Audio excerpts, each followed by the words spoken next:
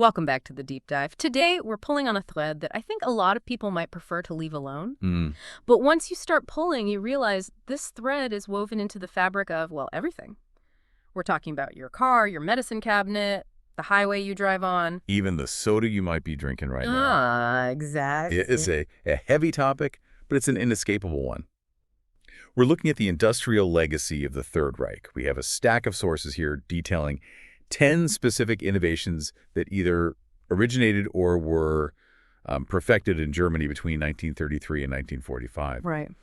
And the goal isn't to look at them as museum pieces, but to understand how they became the standard operating software for the modern world. And just to set the stage here, because the premise is really striking, we aren't talking about obscure military tech that only history buffs care about. We're talking about ubiquitous things. Cassette tapes, the interstate highway system. It's just jarring to think that the technological convenience of the 21st century is so deeply rooted in that specific regime. Inextricably linked is the phrase I keep coming back to. And to really understand why this happened, why so much innovation came out of such a dark place, we have to start with the economic context of the 1930s. Okay. You have to understand the concept of autarky. I see that word a lot in history books, but, in a practical sense, what does that actually look like for a country? Well, imagine if the United States borders closed tomorrow, completely. No oil imports, no rubber from Asia, no rare earth metals for your iPhone, nothing comes in. That's a panic scenario. That is the panic scenario the German leadership was operating under. They knew war was coming, and they knew the British Navy would blockade them. So in 1936, they launched the four-year plan with a single obsession: total self-sufficiency. So it wasn't just about national pride, it was about survival. Exactly. It created this pressure cooker environment. They told their scientists and engineers, we don't have rubber. Invent a molecule that acts like rubber. We don't have oil. Figure out how to liquefy coal. It forced a massive investment in ersatz good substitutes. And before we get into the list, I think it's important to state the obvious disclaimer here. We are analyzing industrial and scientific history. The regime that commissioned this research is, of course, responsible for atrocities and global destruction. We aren't endorsing the ideology. No. We're looking at the strange, often uncomfortable intersection of state-funded urgency and scientific breakthrough. We're looking at the tools, not the hands that held them. Exactly. So let's start with something that seems, I don't know, completely trivial compared to the war machine. I'm looking at the first item on our list, and it's a soft drink. Fanta. Yeah. I think most people assume this is just another flavor Coca-Cola came up with in Atlanta, but the origin story is completely different. It's a fascinating case study in corporate survival. Picture this. It's 1939, the war has started, and the trade embargoes are immediate. Coca-Cola Deutschland is effectively cut off from the mothership in America. So they can't get the syrup, the famous secret formula. Exactly. They couldn't import the 7X flavor ingredient. So Max Keith, the head of the German subsidiary, is looking at a dead business. He has bottling plants, employees, but no product. So he invents something new. He decides to invent a new drink, using literally the only things available inside the blockade. I'm looking at the ingredient list here, and honestly, calling them ingredients feels generous. It looks more like industrial waste. It basically was. The primary liquid base was whey. Wait, you mean like the liquid left over after you make cheese? That's the one. It's usually discarded or, fed to pigs. But they had a lot of it. To flavor it, they used apple pomace. Which is the mash left over from making cider. Right. Then they sweetened it with beet sugar, or really whatever seasonal food scraps were available. So if I cracked open a bottle of 1940 Fanta, it wouldn't taste like the orange soda we have today. Not at all. It was a pale, yellowish-brown liquid. And the flavor changed from batch to batch depending on what scraps they could find. But here's the thing that really surprised me in the research. It wasn't just a drink. It became a cooking staple. How do you cook with soda? Well, you have to remember, sugar was strictly rationed. So German housewives realized that Fanta was essentially liquid sugar. They bought it to sweeten soups, stews, cakes. That is incredible. By 1943, they were selling 3 million cases a year. It was a survival tool for the household, not just a treat. And for the company. And a survival tool for the company.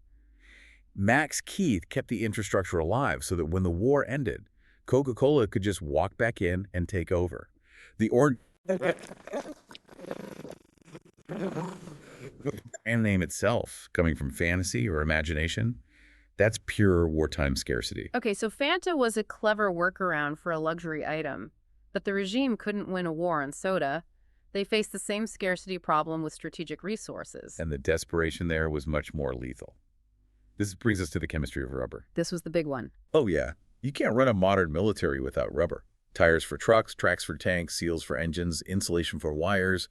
Germany has no tropical colonies, so no rubber trees. If the supply is cut, the war machine stops rolling. So they had to synthesize it. I see the term Buna S here. I mean, I know synthetic rubber exists, obviously, but was this actually good enough to replace the real thing? That was the challenge. Yeah. Previous attempts at synthetic rubber were too soft or fell apart in the heat.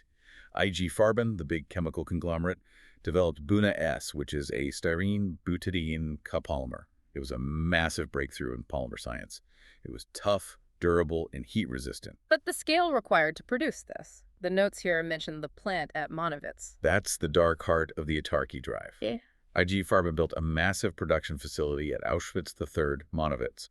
And to give you an idea of the scale, this single factory complex consumed more electricity than the entire city of Berlin. That puts the magnitude of the effort into perspective. It does. And the human cost was horrific, relying on forced labor. But strictly looking at the chemical legacy, the technology didn't disappear in 1945. The U.S. synthetic rubber program actually took the German patents and scaled them up even further. So the tires on my car right now Are likely made of styrene butadiene rubber. It's still the global standard for car tires. And the research into those polymers, it opened the door for polyurethanes. So memory foam, spandex, the sponge in your kitchen sink, that entire branch of material science was fast-tracked because of that blockade. It's the necessity is the mother of invention principle, but, applied at a terrifying state level. Let's shift gears to the machine that used that rubber, the Volkswagen Beetle. Now, everyone knows the shape, everyone knows it was a people's car, but I want to talk about the engineering. Why does it look the way it does? It's purely a function of the environment it was designed for. Hitler wanted a car that could transport a family of 5 at 100 kilometers per hour, but it had to be cheap and rugged. And Ferdinand Porsche's design was a direct response to German infrastructure, or the lack of it. I've always wondered about the rear engine. Why put the engine in the back? I know it gives it that distinctive curved nose, but what's the mechanical advantage? 2 things, traction and cooling. First, traction. Germany had a lot of mud and snow, and the roads weren't great. By putting the heavy engine directly over the rear drive wheels, the car could climb hills and get out of mud that would trap a normal front-engine car. Okay, that makes sense. Like putting sandbags in your truck bed in winter. Exactly. But the second point is even more important. It was air-cooled. No radiator, no water. Why does that matter? Because most Germans didn't have heated garages. If you had a liquid-cooled car in 1930s Germany and you left it outside overnight in winter, the engine block would crack when the water froze. Oh. An air-cooled engine can't freeze, and it can't boil over. It was designed to be virtually indestructible in a harsh climate. Which explains why they became so popular worldwide later on, from deserts to mountains. But during the war, the civilians didn't actually get them, did they? No, that was the great lie. Over 300,000 people paid into a savings scheme. But the factory switched immediately to building military vehicles like the Kubelwagen. It wasn't until the British Army, specifically a major named Ivan Hearst, took over the factory in 1945 that mass production for civilians actually started. So the love bug started as a phantom promise, but you can't have a car culture without roads. And that brings us to the Autobahn. Right. I feel like this is the cliche example. At least he built the highways. But was it really that revolutionary? We had roads in America. We had roads, but we didn't have a system. The Reich's Autobahn was the first network designed exclusively for high-speed motor traffic. It wasn't just paving a dirt path, it was a completely new engineering standard. What specifically makes it different from, say, Route 66? Everything. Yeah. Separated grades, meaning no cross streets, so you never have to stop for a tractor crossing the road. Controlled access, you can only get on or off at ramps. A median strip to prevent head-on collisions. And banked curves. Banked curves. They engineered the slope of the road so that you could take a curb at 100 miles per hour without flying off. It was designed for speed and volume, and this had a direct impact on the U.S. Right, General Eisenhower. He saw it firsthand. After D-Day, as the Allies pushed into Germany, Eisenhower watched the Red Ball Express, the Allied supply trucks, zooming along these German highways. He realized that the ability to move material quickly was a national security issue. So when she became president? He signed the Federal Aid Highway Act of 1956. The U.S. interstate system is, it's essentially a carbon copy of the Autobahn principles. It changed the entire geography of America. It's amazing to think about that lineage. Okay, speaking of moving supplies fuel specifically, this next item is something I've used a dozen times to fill up a lawnmower, and I never gave it a second thought. The Jerrycan. The Wehrmacht Einheitskanister. This is, in my opinion, one of the most elegant pieces of industrial design ever created. But before this, what were armies using? It seems like a metal can is a pretty basic thing to get right. You would think so, but the British were using these square tin containers called flimsies, and they were a disaster. They were soldered together poorly. In the heat of North Africa, the seams would split. They leaked up to 30% of their fuel before it even reached the tanks. And I imagine leaking fuel is a safety hazard, to say the least. It was worse than that. It leaked into their water supplies. They had food ruined by diesel. It was a logistical nightmare. The German can, on the other hand, was a masterpiece. I'm looking at the design specs here. It has that weird three-handle design on top. I always thought that was just aesthetic. What's the logic there? It's pure ergonomics. If you're a soldier carrying a full 20-liter can, you grab the center handle. The weight is balanced. Okay. But if you're moving empty cans, you can grab two in one hand by holding the outer handles. So one guy can carry 4 empty cans at once. Right. Or if a can is full and heavy, 2 soldiers can walk side by side, each holding an outer handle to share the weight. It's incredibly thoughtful. And what about the X stamped on the side? That allows the metal to expand and contract with the heat without splitting the seams. And they lined the inside with a plastic originally developed for beer barrels, which meant you could use the same can for water or gas after cleaning it, of course, without the metal corroding or flavoring the water. And the Allies just copied it. They literally stole them whenever they could find them.